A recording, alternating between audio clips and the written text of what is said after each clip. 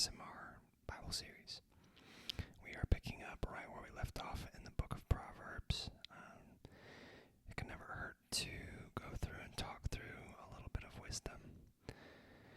So, last time we left off at the end of chapter 15, and so this time we'll be starting in chapter 16. The plans of the heart belong to man, but the answer of the tongue is from the Lord. All the ways of a man are pure in his own eyes, but the Lord weighs the spirit. Commit your works to the Lord, and your plans will be established. The Lord has made everything for its purpose, even the wicked for the day of trouble. Everyone who is arrogant in heart is an abomination to the Lord. Be assured he will not go unpunished. By steadfast love and faithfulness, iniquity is atoned for, and by the fear of the Lord one turns away from evil. That's a good one. I'll go ahead and highlight it. By steadfast love and faithfulness, iniquity is atoned for, and by the fear of the Lord one turns away from evil. When a man's ways please the Lord, he makes even his enemies be at peace with him. Better is a little with righteousness than great revenues with injustice. I actually like that one too. I tend to highlight the ones that I like just so that they stand out again when I read it the next time. And it's kind of like a little memento to myself to say, hey, you were once here, you once enjoyed this, enjoy it again. Better is little with righteousness than great revenues with injustice. Oh, another good one right after that. The heart of man plans his way, but the Lord establishes his steps. I'll go ahead and highlight that. The heart of man plans his way, but the Lord establishes his steps. An oracle is on the lips of a king. His mouth does not sin in judgment. A just balance and scales are the Lord's. All the weights in the bag are his work.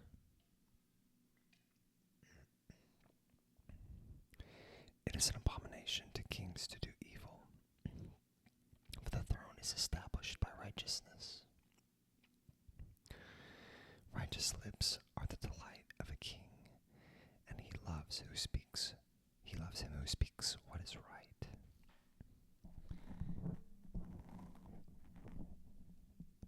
A king's wrath is a messenger of death. A wise man will appease it.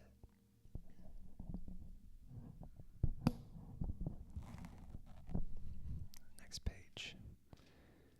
Or no, we'll read this here and just we'll come back.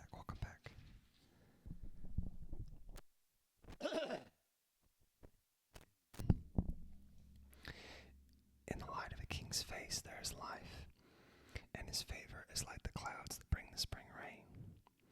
How much better to get wisdom than gold? To get understanding is to be chosen rather than silver. The highway of the upright turns aside from evil. Whoever guards his way preserves his life. Pride goes before destruction, and a haughty spirit before a fall. It is better to be of lowly spirit with the poor than to divide the spoil with the proud. Whoever gives thought to the word will discover good, and blessed is he who trusts in the Lord. The wise of heart is called discerning, and sweetness of speech increases persuasiveness. Good sense is a fountain of life to him who has it. The instruction of fools is folly. The heart of the wise makes his speech judicious, and adds persuasiveness to his lips. Gracious words are like a honeycomb, sweetness to the soul and health to the body. There is a way that seems right to a man, but its end is the way to death. A worker's appetite works for him, his mouth urges him on. A worthless man plots evil, and his speech is a scorching fire. A dishonest man spreads strife, and a whisperer separates close friends. A man of violence entices his neighbor and leads him in a way that is not good. Whoever winks his eyes plans dishonest things. He who purses his lips brings evil to pass. Gray hair is a crown of glory. It is gained in a righteous life. Whoever is slow to anger is better than the mighty, and he who rules his spirit than he who takes a city. And we'll go back and read that little text box. The lot is cast into the lap, but every decision is from the Lord. Alright, it says, the words of Ahiqar, one of the best known texts of the later ancient world. The words of Ahiqar is in two parts. The first part is the story of an elderly scribe, Ahiqar, who was presented as a counselor of the ways of Assyria that intended to teach wisdom to his nephew and his heir. However, the nephew informed the king that Ahiqar was scheming to overthrow him, and so the king ordered Ahiqar's execution. Ahiqar escaped through the help of an old friend, but the end of the story is lost. The second part contains over 100 sayings that comprise Ahiqar's teaching. These sayings, are in a variety of forms and cover a wide variety of topics. The text, written in Aramaic, was discovered at Elephantine in Egypt. Later versions of the words of Ahiqar also exist from a variety of periods and provenances. Picking up in 17. Better is a dry morsel with quiet than a house full of feasting with strife. A servant who deals wisely will rule over a son who acts shamefully, and will share the inheritance as one of the brothers. The crucible is for silver, and the furnace is for gold, and the Lord tests hearts. And that one's interesting because the way that the gold and silver were harnessed is that they had to be put through fire. And so that's kind of what it's saying here, is that the Lord will test your heart. An evildoer listens to wicked lips, and a liar gives ear to mischievous tongue. Whoever mocks the poor insults his maker. He who is glad at calamity will not go unpunished.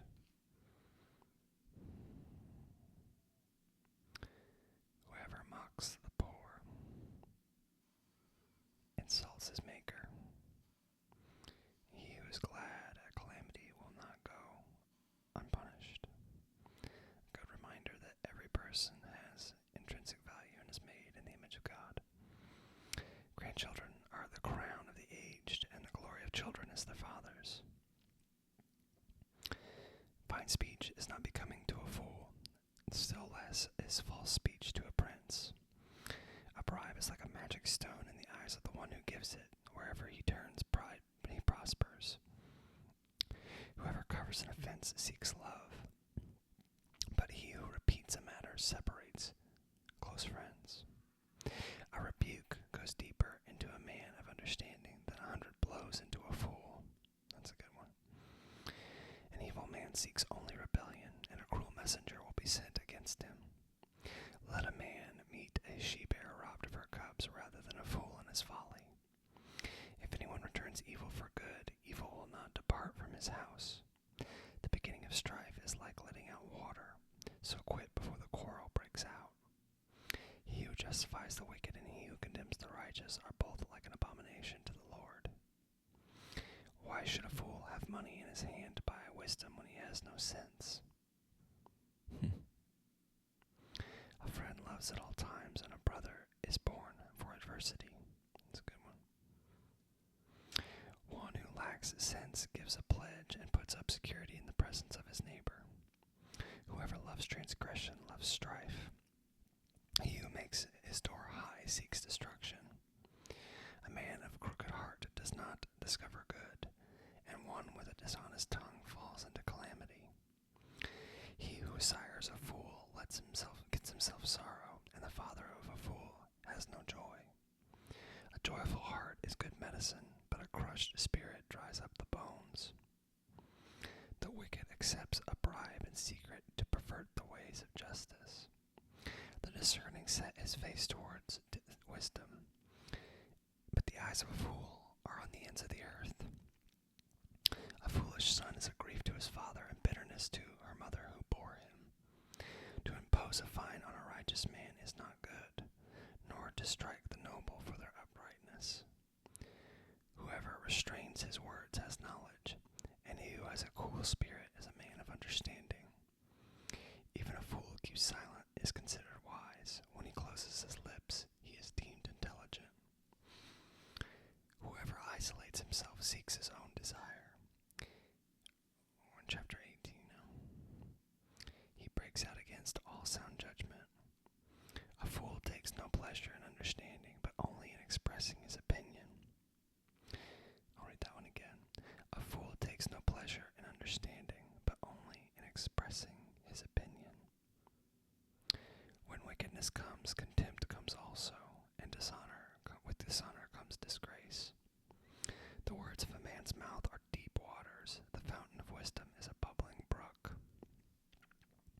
It is not good to be partial to the wicked or to deprive the righteous of justice. A fool's lips walk into a fight, and his mouth invites a beating. A fool's mouth is his ruin, and his lips are a snare to his soul. The words of a whisperer are like delicious morsels. They go down into the inner parts of the body. Whoever is slack in his work is a brother to him who destroys. The name of the Lord is a strong tower. The righteous man runs into it and is safe. A rich man's wealth is his strong city, and like a high wall in his imagination. Before destruction, a man's heart is haughty, but humility comes before honor. If one gives an answer before he hears it is folly and shame. A man's spirit will endure sickness, but a crushed spirit who can bear? An intelligent heart acquires knowledge, and the ear of the wise seeks knowledge. A man's gift makes room for him and brings him before the great. The one who states his case first seems right until the other comes and examines him. The lot to put an end to quarrels and decide between powerful contenders puts an end to quarrels. A brother offended is more unyielding than a strong city, and quarreling is like the bars of a castle. From the fruit of a man's mouth his stomach is satisfied. He is satisfied by the yield of his lips. Death and life are in the power of the tongue, and those who love it will eat its fruits. Saying, watch your tongue, watch what you say. James chapter 3 talks about that too. He who finds a wife finds a good thing and obtains favor from the Lord. The poor use entreaties, but the rich answer roughly. A man of many companies companions may come to ruin, but there is a friend who sticks closer than a brother. We'll go ahead and stop at the end of chapter 18 here. If you stuck with me to this point, thank you. I appreciate everyone who takes the time to watch these videos. If you enjoyed it, please leave a like. Please subscribe if you haven't already. It allows people like me to continue to make content for people like you who enjoy it. Hope you've been able to rest and relax with this video. If you were trying to go to sleep with it, I hope you have a great night's sleep. If you're anxious, it's going to be okay. It's going to be okay. God is with you. Thank you as always for watching.